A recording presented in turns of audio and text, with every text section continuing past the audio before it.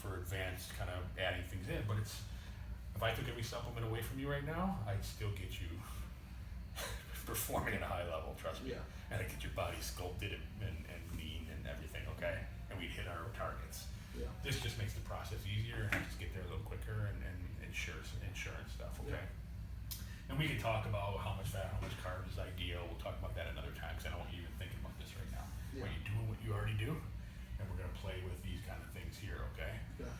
So, 1 gram of carbs equals 4 calories, okay? So if you decide to add, you know, we had 608 divided by 4. If you wanted no fat in your breakfast, you could have 152 grams of carbs if you wanted to. Now here's, okay, but I do want fat in your diet. Healthy fats, avocados, olive oils, nuts.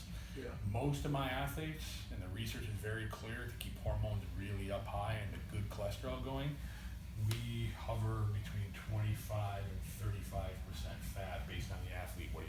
I like a little more fat. I function well on that. My brain's well. I have too many carbs. I feel a little bloated, a little lightheaded sometimes. You know, I feel my sugar crash, my blood sugar crash. Amanda, carbs all day long. Okay, so everyone's a little different. So 25% will ensure our hormones and things that are in joints are lubricated with fat. So we can figure that out later, but don't worry about that for now. This is where people go wrong. I say, no, it's important to add fat. So they add fat to their diet.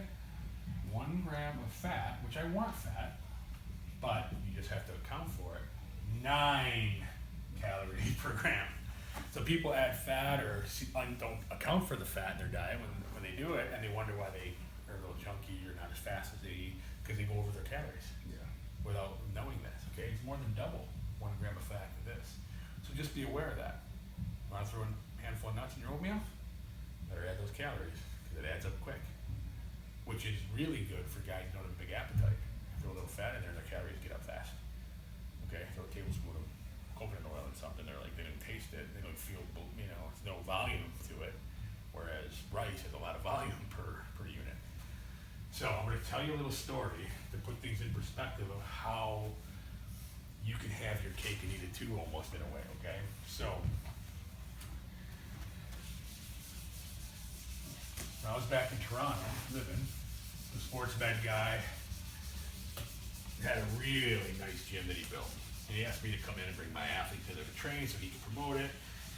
And just, for some odd reason, back east, especially Canada, Toronto area, has tons of bodybuilders. And I don't have much use for bodybuilders. Like, I train movement and athletes and, you know, competitive and what, all the characteristics that brings out in an athlete, you know, teamwork and loyalty and, you know, perseverance and aggressiveness in the right ways for a man and all that stuff I like that it teaches our young boys.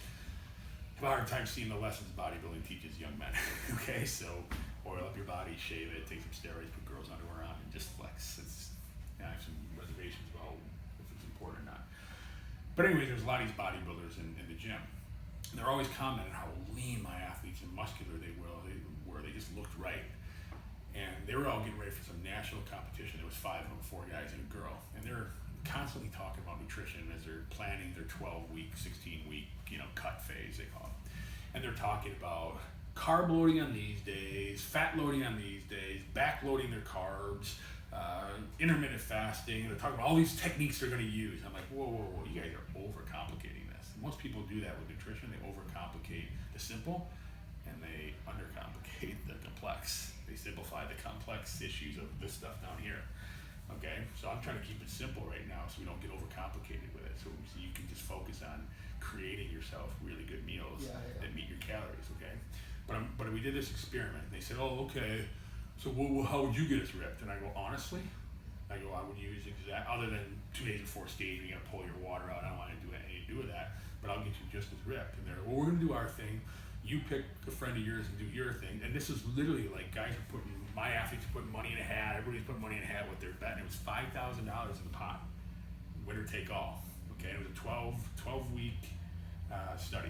Okay, so what I did, and I'll show you a picture of the friend of mine that I did it with, why I did it with him, because he is super militant with his eating, very disciplined, loves it, loves the fitness lifestyle. If I told him, hey Andy, post-workout, I got an idea. What's that, Scott? I want to eat goat crap post-workout. I think it's really good.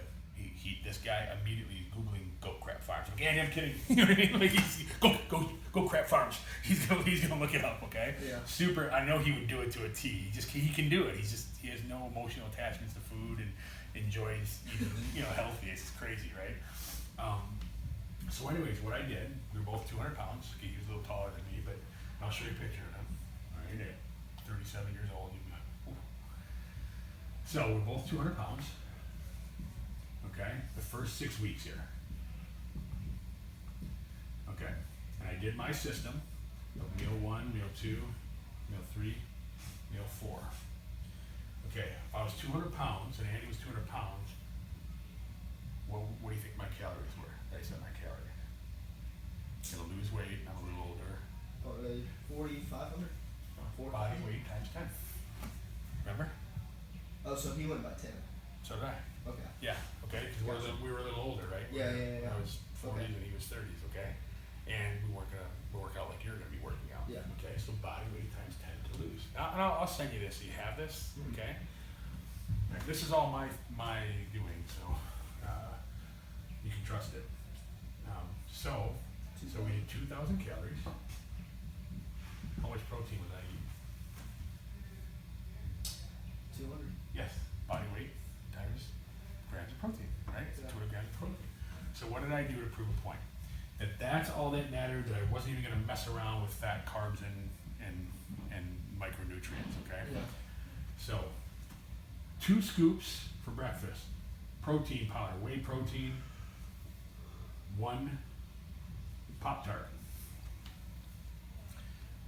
For lunch, 2 scoops protein powder equals 50 grams, okay? Yeah.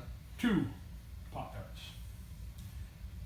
Super Shake was 2 scoops protein powder, 1 Pop-Tart. Dinner, 2 scoops protein powder, 2 Pop-Tarts. Okay? That was his meal. That was My meal and his meal. Where all the bodybuilders were carb loading on Tuesdays and Thursdays, leg days, and pulling the carbs out on upper body days, and then zone diet and then back loading on this day, and then, you know what I mean, all this crazy calorie cycling, back loading. Okay? In the first 6 weeks, we had DEXA scan every 2 weeks, which is a very reliable body fat testing method, okay? Andy and I, we didn't change our workouts at all. We didn't do more cardio, we didn't, we walked and just lifted like we normally do, okay? Stayed on the same program. 2.2 pounds of fat lost a week average, 1.1 muscle gain. The bodybuilders, 1.3 fat loss, 0.3 muscle gain in 6 weeks. So how important is this, just getting this right? Eating that crap food. Now, here is the key for you to understand, okay? So if I give you 32 or 3,400 calories, okay, this kind of tells us, that we can have food we enjoy once in a while, if they kind of fit in our macros. So when we did the second 6 weeks, this is what I did.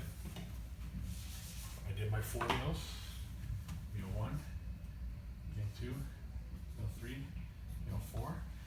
Now we had lost 3 pounds, because the fat came off so fast. So did I say, 1,970 calories? No, I kept it 2,000. Okay, wasn't gonna split hairs that much. Okay, so we did 2,000 calories for the second 6 weeks and 200 grams of protein. But guess where the meals looked like?